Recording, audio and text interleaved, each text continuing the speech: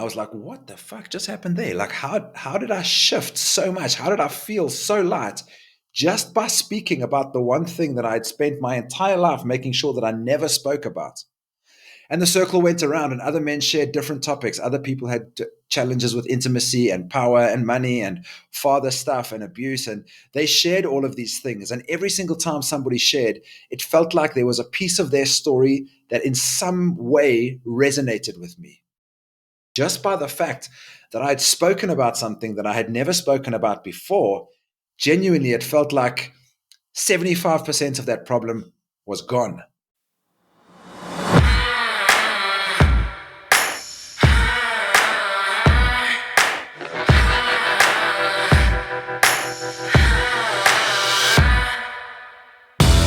In 2018, I was part of a multi-day Tantra retreat. It was a 7-day retreat that was for men and women, and it was all about what they called life force mastery. And the byline of the retreat was called the Sacred Sexual Shamanic Experience.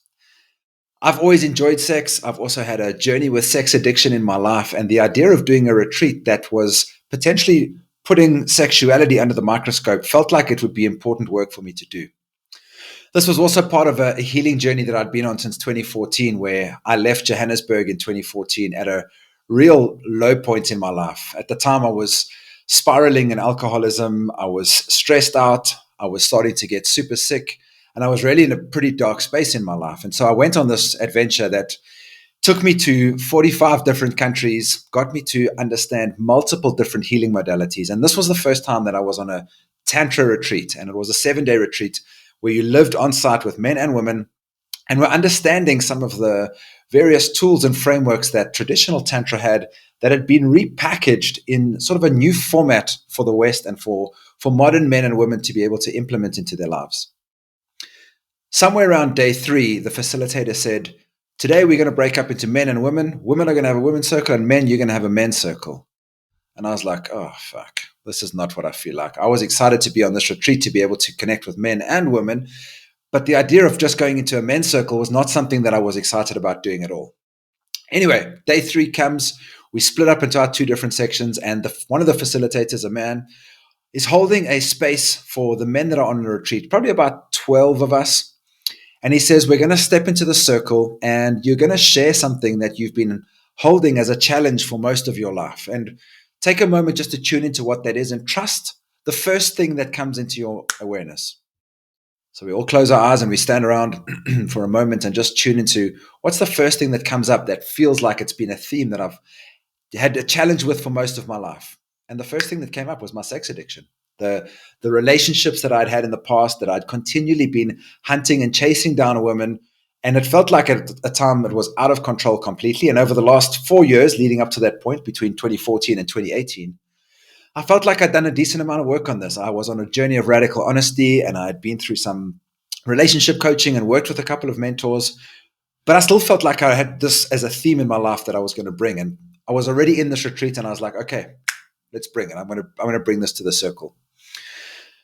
So the circle starts and men step in, each of them sharing a different theme that they'd been dancing with in their life. And as the circle comes around, it's getting closer and closer to my point to step into the circle and to share this one thing that feels like it's been a challenge in my life for most of my life. Just as a side note to this is also not something that I had spoken to anybody about really. A few of my very close friends knew that I'd had challenges with intimacy and had multiple different lovers, but I'd never spoken openly about it, especially not to a group of men who I didn't know. But I was on this retreat anyway, and I was going to go for it. It comes round, it comes round, it comes round. The guy next to me goes, and now it's my turn to step in. And I can almost not hear. My heart is pumping so hard in my chest. I'm nervous. My palms are sweaty. And I step into the circle and I share openly. Since losing my virginity at the age of 13, I have pretty much spent most of my life chasing women and going after intimate connections as a way to make myself feel better. I've often kept them in the dark, in the shadow. I felt a lot of shame. There's been a lot of secrecy around my intimate connections. And there have been times in my life where I felt like it completely controlled me. Some version of that.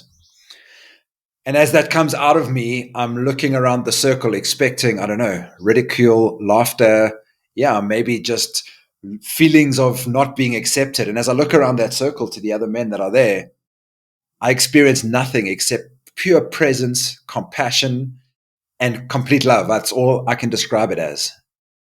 And I was like, wow, this is amazing. And as I stepped back out of that circle to let the next man step in, I felt like I'd energetically taken a rock out of my backpack that I had been carrying for most of my life, and I left it in the middle of that circle as I stepped back out. And I was reeling. I was like, what the fuck just happened there? Like, how did I shift so much? How did I feel so light just by speaking about the one thing that I had spent my entire life making sure that I never spoke about? And the circle went around, and other men shared different topics. Other people had challenges with intimacy and power and money and father stuff and abuse. And they shared all of these things. And every single time somebody shared, it felt like there was a piece of their story that in some way resonated with me. The end of that day 3, I got into bed that night and I was like, wow, I'm still quite blown away by what happened. Just by the fact that I had spoken about something that I had never spoken about before, genuinely, it felt like 75% of that problem was gone. There were still threads for sure, but I had moved a shit ton just by having this conversation. And I was like, wow, this is fucking amazing. I couldn't believe what had happened. As if that wasn't enough, in the final 4 days of the 7-day retreat, 4 other men came up to me and said, Gareth, thank you so much for what you shared there. What you touched there really resonated with me. I have a frequency of that as well, or I've battled with that as well. And thank you so much. It feels like it was really healing for me as well. My mind was absolutely blown. I was like, holy shit. Not only had this been so powerful and transformational for me, but it had touched at least 4 other men in the circle. And those are only the men that had the courage to come forward and say something. It probably resonated with maybe every single man in that circle had had some version of this or knew somebody about that had struggled with this. And me sharing it had not only helped me, but it also supported every single other man in that circle. I realized in that moment that this technology of men's work that I'd never been exposed to before really has the power to potentially be able to change the world and to help us heal many of the problems that we see out in the world. And so what the fuck is men's work? What is it? What was it that happened there in that circle that day that helped me heal such a big part of my experience just by having a conversation and by speaking about it? Hey, FSB crew, a quick message to say 97% of you who watch or consume this podcast are not subscribed. Subscribing to the show really supports us to be able to grow and reach more people, as well as include and improve the quality and caliber of guests that we have on this show. Our goal is to get this number down to 70%. And so if you have ever received any value from the content and conversations on this podcast, please consider subscribing. It really supports us and the work that we're doing. Now, back to the show. Men's work is not therapy. Men's work is also not kumbaya. Men's work, from what I understand, is an ancient technology that we all used to have connection to, that we all used to have access to when we lived simpler lives and we lived in community. You would have lived in a place where you were surrounded by families and you lived together and worked together to support that tribe. Every single day, you would have been working with the men inside that tribe to be the provider, to be able to create security, to create shelter, to organize food, whether that was through hunting or farming. And when you had challenges, you had a group or a circle of men that you would sit with every single day, maybe in the morning having a coffee, maybe in the evening around the fire when the wife and kids had gone to bed. And you would speak authentically about what was going on for you in your life. If you weren't authentic about that and you were deceptive or not bringing what was truly alive, or wearing a mask, pretending to be somebody else other than who you genuinely were, that break in trust would have impacted every other man and his family inside that circle.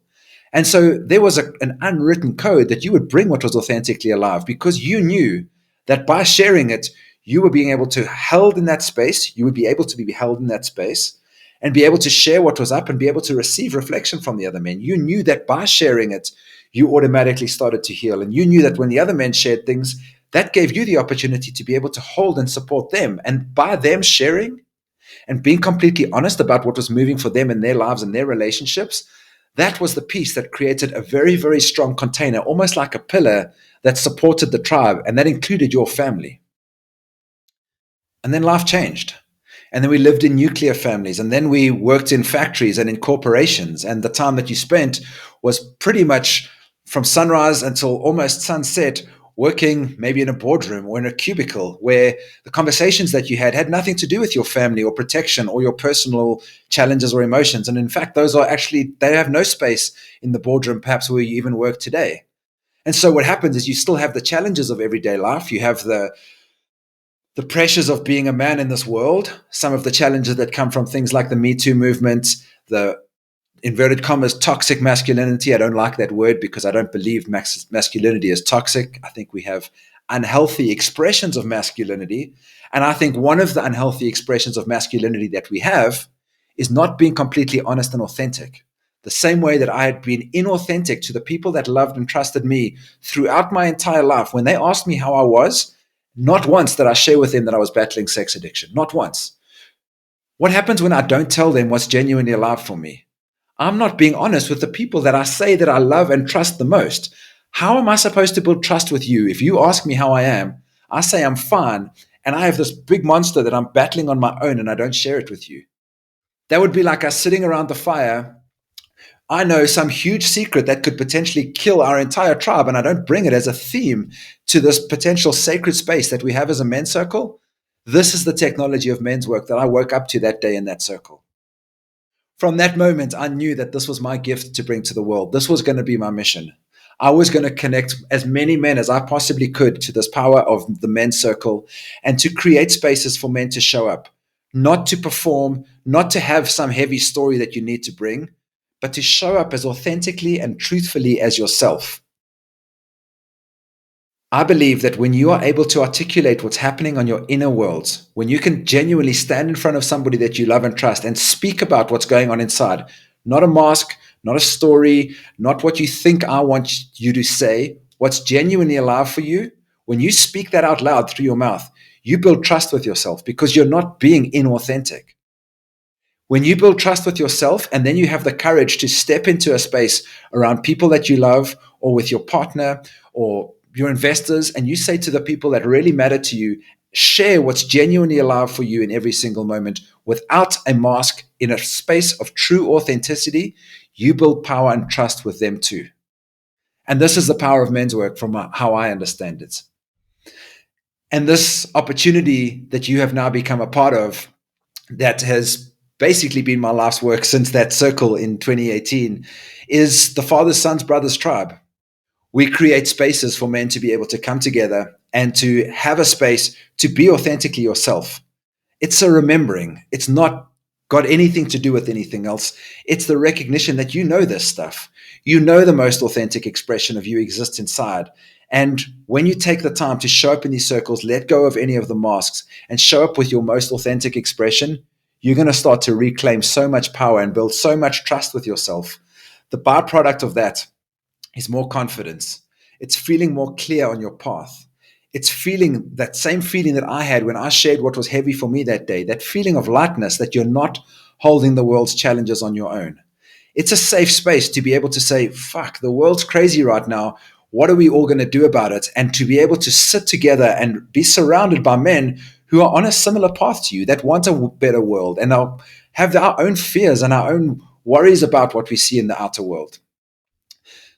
This invitation for you to be part of this tribe is really something that is my life's work. The fact that you're watching this episode or listening to it on a podcast really means the world to me. And if you are a man who is committed to your path, that wants to show up as an integrated father, that wants to be a purpose-driven leader, someone that is committed to their unique path, that wants to show up as a husband and a lover, have powerful romantic connections, a good sex life, to be able to have a space to be able to share what's authentically alive for you, welcome to men's work. This is not something that is very common in the world right now. Even on my personal development path, I hadn't heard about it until 2018. But I really see that this is the medicine that has got the opportunity and the ability to be able to heal many of the challenges that we see in the world right now. And I believe one of my teachers, a spiritual teacher called Ramdas, says the only work that we need to do is in the privacy of our own hearts. And this men's circle, the opportunity for you to step into a sacred and safe space and to share what's happening in your inner worlds is the healing path that I think many men are looking for. If you're interested to find out more about the Fathers, Sons, Brothers Tribe, try out the King Circle for free. It's a monthly men's circle that we host the last Sunday of the month. It's open to men of all ages, stages, races. Anybody's available to drop into the circle and to experience the power of what happens when men come together in an intentional way to put down the masks and to show up as your best and most authentic self. I hope to see you in one of our gatherings soon. Peace, brother.